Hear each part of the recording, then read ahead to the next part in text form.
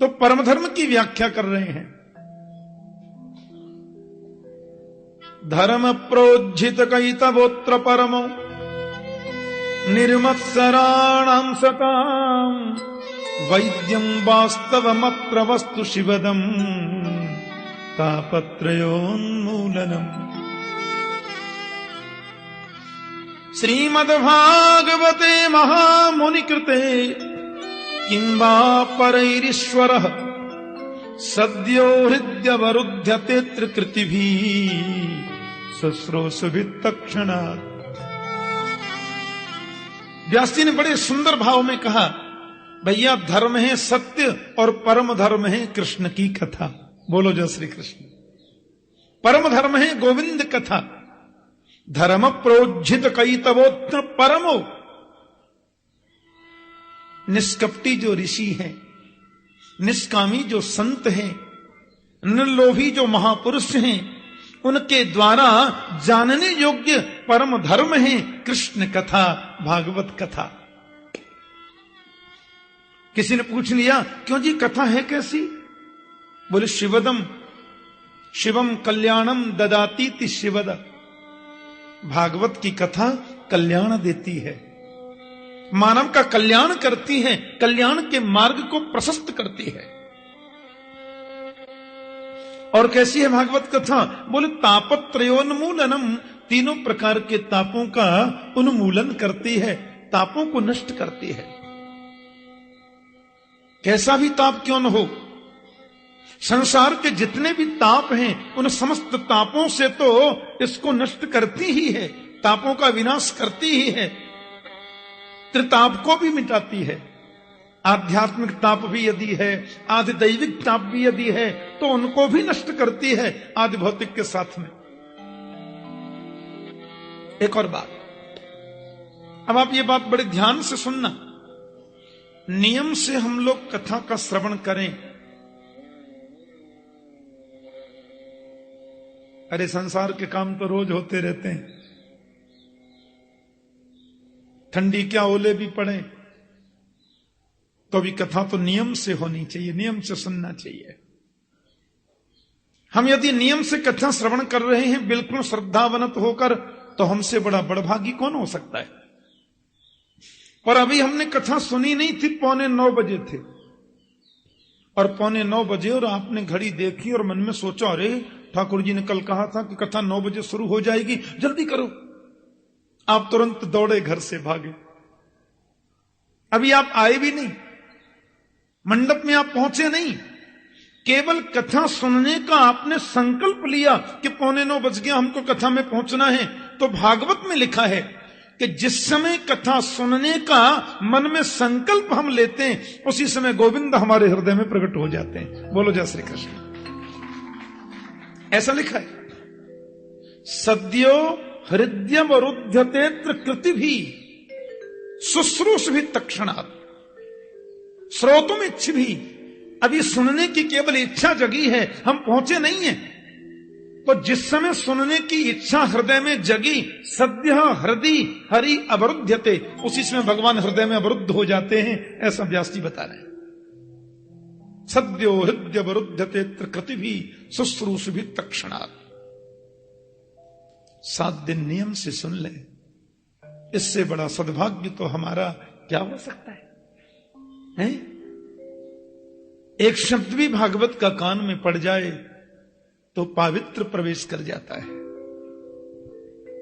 7 दिन सुन ले, इससे बड़ी बात और क्या है?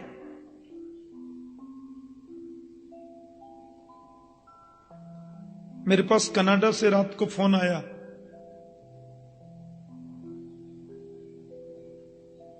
बोले ठाकुर जी हम भागवत कथा सुनने वृंदावन आ रहे हैं। कनाडा में जो हमारी कथा का ऑर्गेनाइज करते हैं, तो रात्रि को फोन आया कि हम राधेश्याम आश्रम में आके ठहर गए और नियम से मां कात्यायनी के चरणों में बैठ के यहां कथा सुनेंगे। क्योंकि वो टीवी में हमारी कथाएं कई चैनलों पर चलती हैं ना। एक साधना चैनल है, उस पर सवेरे 7:15 बजे आ रहा है। उधर लंदन अमेरिका के कई चैनलों पे कथाएं चल रही हैं। तो उसमें नीचे एक लाइनिंग चलती रहती है, किस तारीख से किस तारीख तक कथा कहां है। उसमें मां कात्यायनी के यहां कथा है 14 से 21, ये लाइनिंग पढ़ी और बोले कि वृंदावन में कथा सुनने का ज्यादा महत्व होता है, तो वो कथा श्रवण करने के लिए पधारे। कहने का भाव क्या है?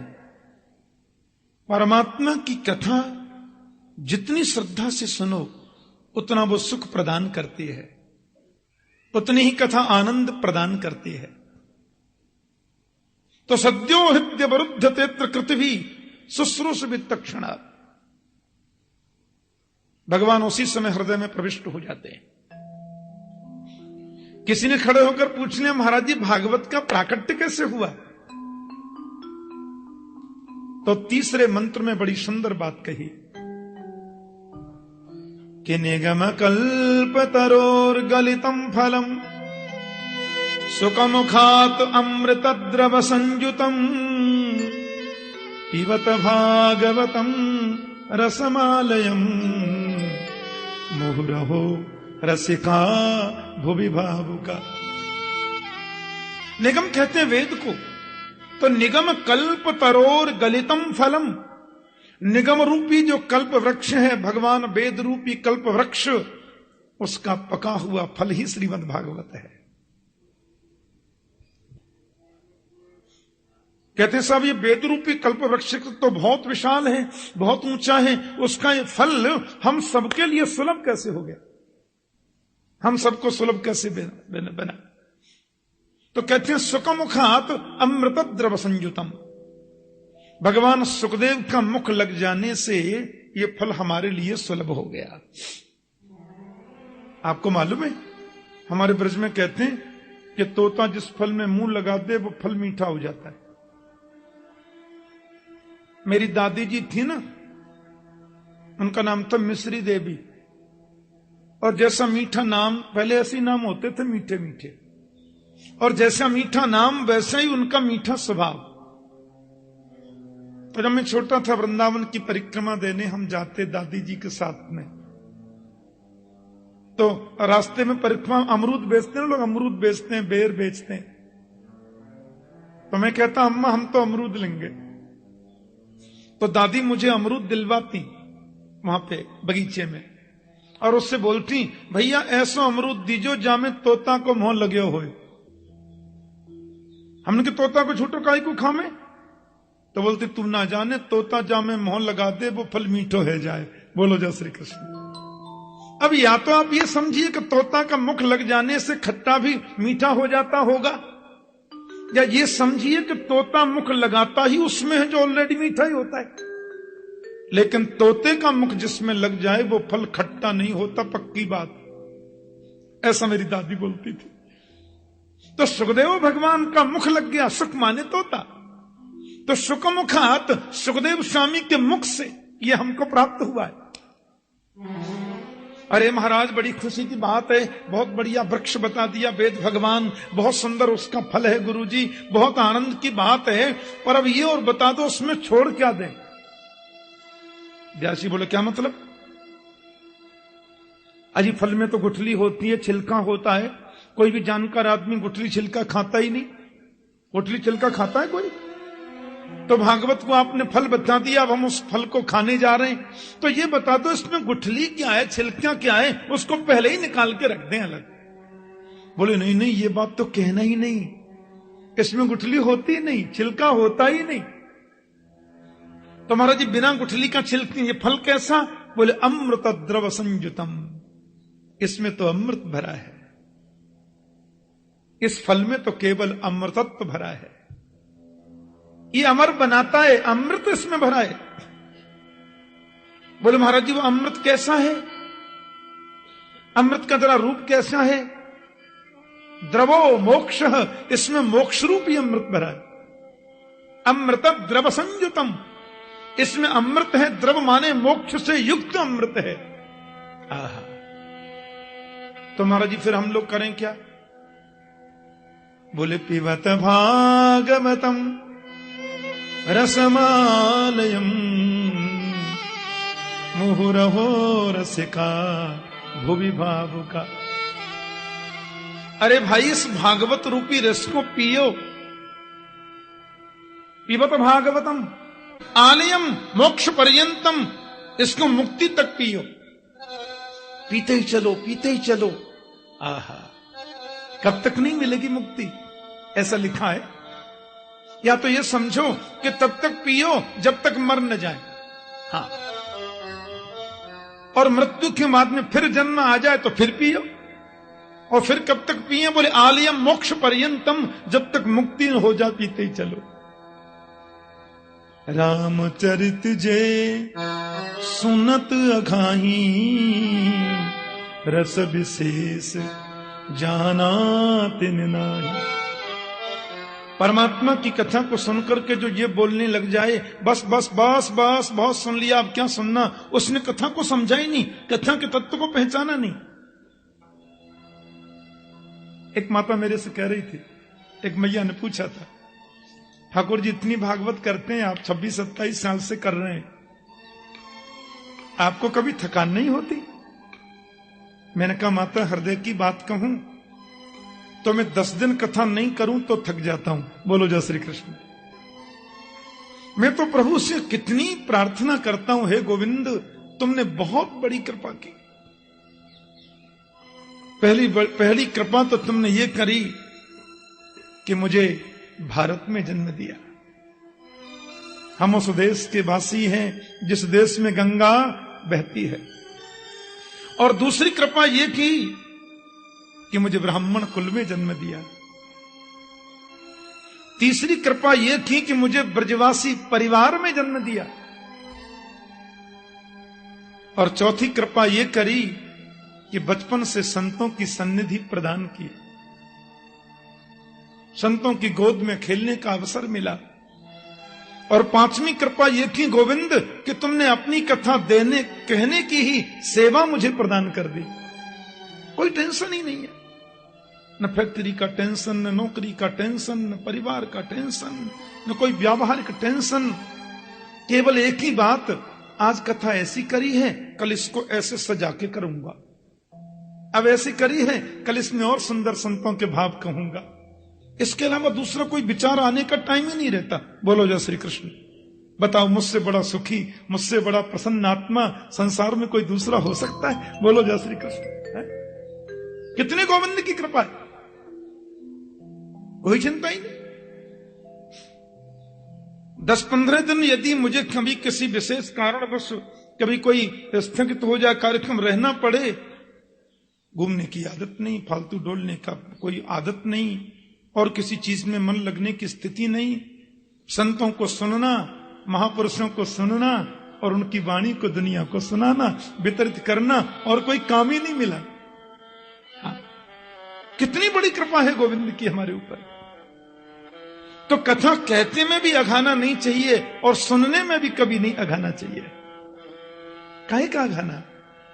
कथा जिन कानों से नहीं सुनी, वो कान तो चूहे के बिल के गड्ढे के समान है।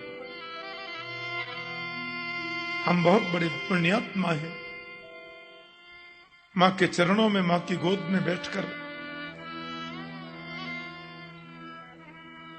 गोपियों के द्वारा सेवित मां की सन्निधि में बैठकर हम,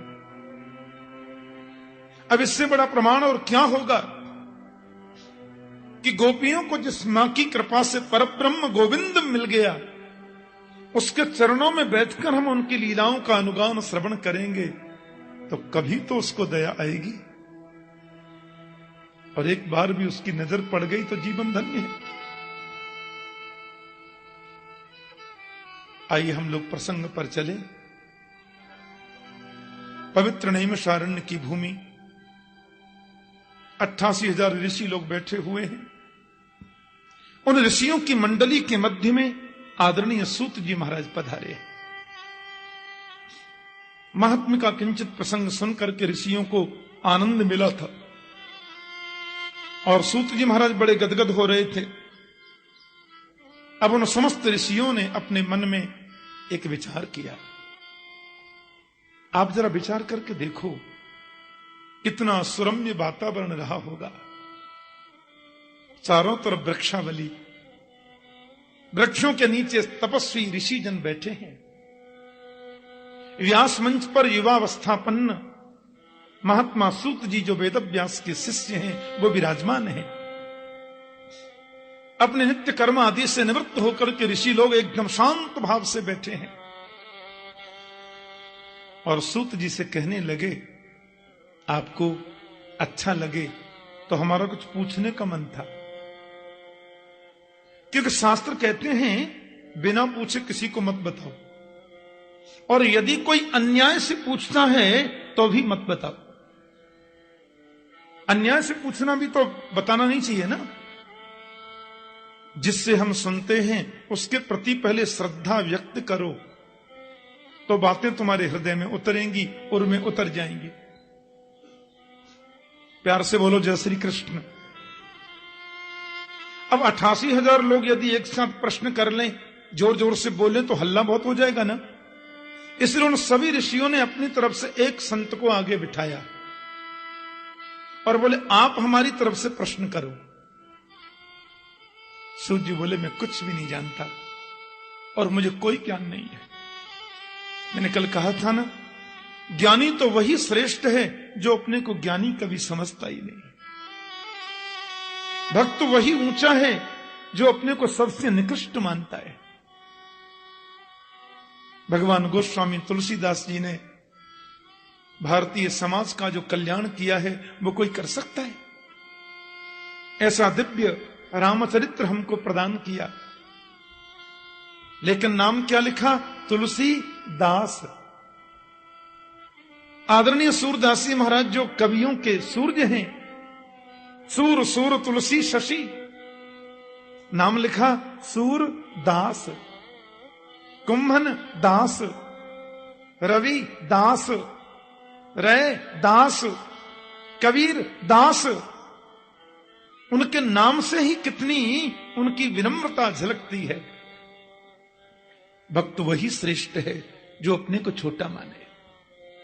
सूर्य कहते हैं, मैं तो बिल्कुल कुछ नहीं जानता, फिर भी आप लोग मुझे इस योग्य मानते हैं, तो जो मैंने गुरुजनों से जाना है उसको आपके सन्मुख वितरित कर दूंगा, उसमें मेरा जाता क्या है? ऋषि बोले, नहीं नहीं, हम लोगों ने 6 प्रश्नों को चुन करके रखा है साहब, और बड़ी आशा, बड़ी जिज्ञासा और बड़ी प्रीति से आपसे पूछना चाहते हैं। हाँ हाँ, क्या प्रश्न है बोलिए। बोले साहब, पहला प्रश्न हमारा ये है, पुंसाम एकांततः श्रेयः स्तन्नः संशितुमर्हसि। ध्यान से सुनना। मानव के कल्याण मार्ग का धर्म क्या है? क्या डुबकी लगाने से, परिक्रमा देने से मुक्ति होती है? पेड़ पर उल्टे लटक कर तपस्या करने से मोक्ष मिलेगा? 30 दिन के महीना में 7 व्रत करने से मुक्ति मिलती है? मुक्ति का मार्ग क्या है? मुक्ति का धर्म पथ क्या है? आप कृपया स्पष्ट करें।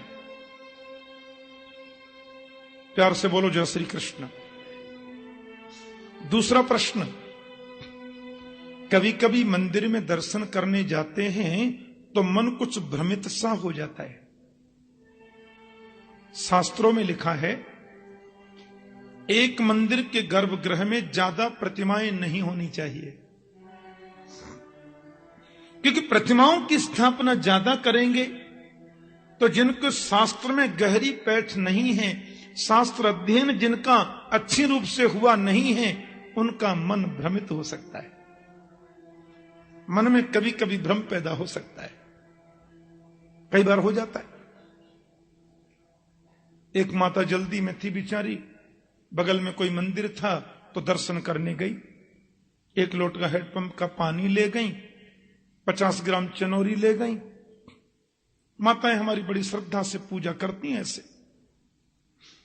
अब मंदिर में तो क्या है, आजकल होड़ लग जाती है, शिव दरबार हमारी तरफ से, तो राम दरबार हमारी तरफ से, तो गोविंद दरबार हमारी तरफ से, वैष्णव दरबार हमारी तरफ से, संतोषी का दरबार हमारी तरफ से। और लोग तो दरबार बिठाते हैं तो नीचे नाम भी लिख देते हैं, मूर्ति में ही नीचे लिख देते हैं, ताकि लोग मूर्ति को बाद में देखें, हमारा नाम पहले पढ़ लें। और माता बेचारी जल्दी में थी, दर्शन करने गई तो थोड़ा जल दुर्गा जी के चरणों में चढ़ाया, माता को चनोरी चढ़ा दी। थोड़ा जल संतोषी मैया को चढ़ाया, थोड़ा भोग उधर भी धर दिया। भगवान शिव को जल चढ़ाया और 4-5 जो उनका दरबार के लोग हैं उनको भी थोड़ा 2-2 चनोरी चढ़ा दी। श्रद्धा की बात है। हनुमान बाबा थे तो थोड़ा जल उधर चढ़ाया, थोड़ा भोग उधर भी लगा दिया। आगे और देवता थे तो थोड़ा उधर भी लगा दिया। राम दरबार था तो थोड़ा भोग उधर भी चढ़ाया। अब हुआ क्या, लोटा पानी भी खत्म और चनोरी दोना भी खत्म। बोलो जय श्री कृष्ण। देवता भी 5 बाकी रह गए। अब माता जी तो रास्ते में सोचती जा रही, देखो वो शंकर जी तो रह गए, न्यों कहेंगे हमको छोड़ गए। अरे वो हनुमान बाबा तो बेचारे बैठे ही रह गए। अब वो न्यों कहेंगे सबन ने पानी चढ़ा गए, हमें छोड़ गए। अब बताओ, जिसका अध्ययन पक्का नहीं है या जिसकी निष्ठा में थोड़ा भी वैशिष्ट नहीं है, वो तो फिसल जाएगा ना। अब मन में भावोत्पन्न होने लगा, ये गलती हो गई, ये नहीं हो पाया, ये नहीं हो पाया है। तो हमारा दूसरा प्रश्न हमारा ये था कि किसको पूजें और किसको छोड़ें। पूजा जाए किसे? कौन एक देव ऐसा है जिस एक की पूजा में सबकी पूजा हो जाए? प्यार से बोलो जय श्री कृष्ण। एक की उपासना में सबकी उपासना हो जाए, ये कौन है? बड़ा सुंदर प्रारंभिक प्रश्न चल रहे हैं। तीसरा प्रश्न हमारा यह भी था भगवान कि यदि हम वेद को सिद्धांत माने, जो कि सर्व सिद्धांत निष्पन्न है ही, तो ये कृपया बताएं कि वेद में प्रभु का नाम है अजन्मा। अजन्मा का जन्म कैसे हुआ? वेद में भगवान का एक नाम है अजन्मा। अजन्मा का मतलब जो कभी जन्म नहीं लेता है। तो जिसका नाम अजन्मा है, फिर वसुदेवस्य देवक्याम जातो यस्य चिकीर्षया, फिर वो वसुदेव देवकी का पुत्र कैसे बन गया? फिर वो दशरथ नंदन राम क्यों कहलाया? माता कौशल्या के गर्भ से उसने जन्म कैसे लिया? रामायण में लिखा है कि जिस दिन से भगवान कौशल्या के गर्भ में आए, उस दिन से नित नव मंगल मोद बधाई। अजन्मा का जन्म कैसा? अजन्मा गर्भ में आया क्यों? और आता है तो उसका नाम अजन्मा क्यों? और यदि नाम अजन्मा है तो जन्म लिया क्यों? हमारी समझ में नहीं आया। महाराज जी, चौथा प्रश्न यह है, आप ये कह सकते हैं 1% भगवान का जन्म नहीं होता, भगवान का तो अवतार होता है। अब मान लीजिए उनका अवतार होता है, तो अवतार भी कितना होता है? कितने अवतार?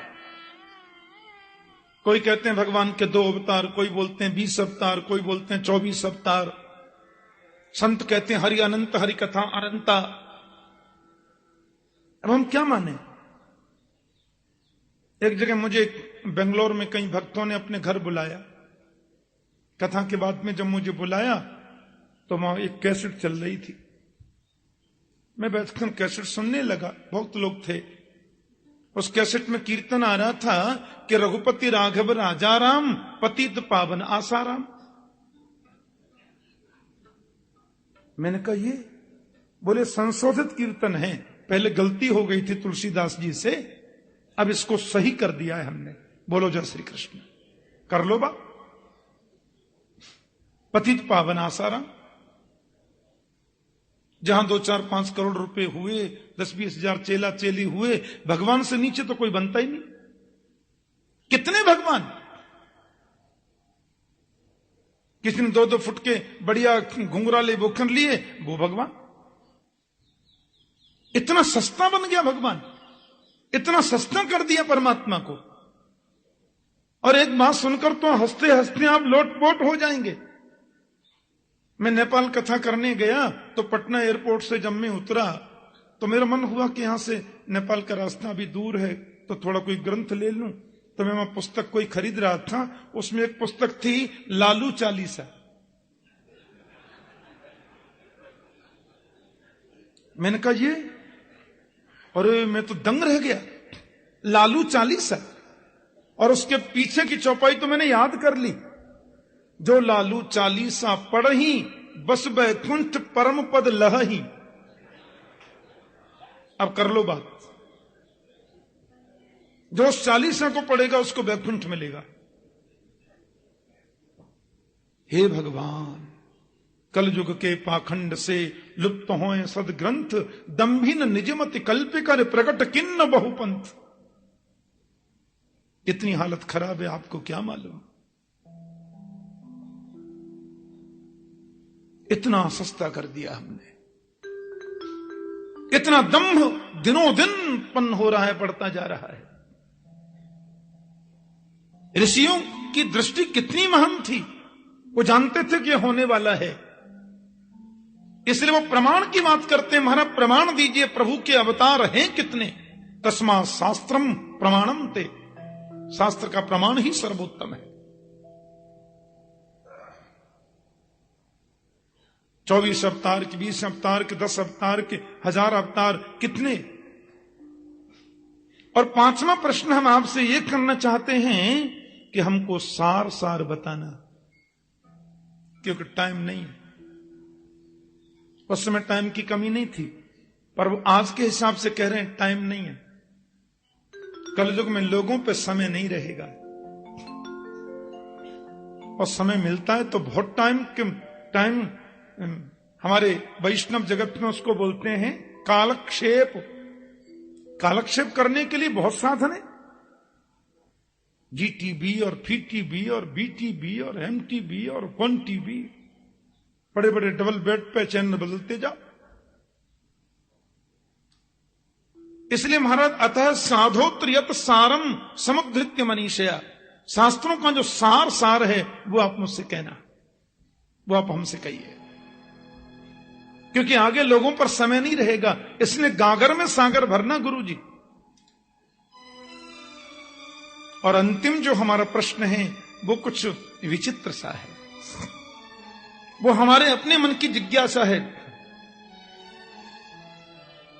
बहुत सुंदर बात पूछी।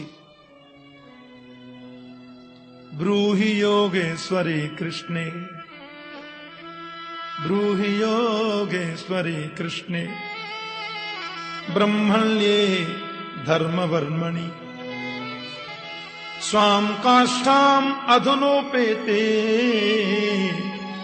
धर्मः कम शरणंगत। भगवान गीता में कहते हैं धर्म संस्थापनार्थाय संभवामि युगे युगे। बिल्कुल सत्य बात है गुरु जी। लेकिन कृष्ण ने जब अवतार लिया धर्म स्थापना के लिए, 125 वर्ष वो इस भूमि पर रहे, और उपदेश करने के बाद गोविंद जब अंतर्धान हो गए, स्वाम काष्ठाम अधनोपेते धर्मः कम शरणंगत। कृष्ण के जाने के बाद धर्म किसकी शरण में गया? धर्म निराश्रित हो गया होगा, धर्म अकेला पड़ गया होगा, धर्म हमारा कमजोर पड़ गया होगा। यह हमारा प्रश्न है, जवाब चाहिए। ऋषियों ने 6 प्रश्न किए, और इन 6 प्रश्नों के उत्तर में 7 दिन की कथा चलती है।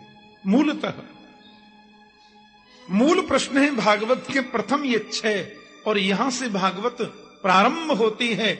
इन 6 प्रश्नों के उत्तर में 7 दिन प्रसंग चलेंगे, और जितने भी अन्य प्रश्न आते जाएंगे उन सब इन 6 प्रश्नों के अंतर्गत ही होंगे।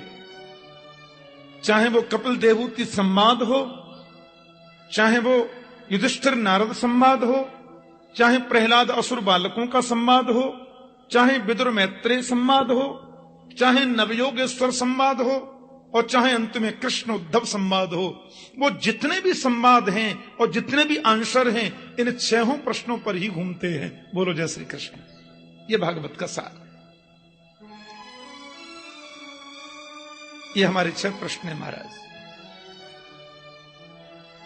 आदरणीय सूत जी ने प्रश्नों को सुना, और वो चाह कर भी अपने अश्रु बिंदुओं को रोक न सके,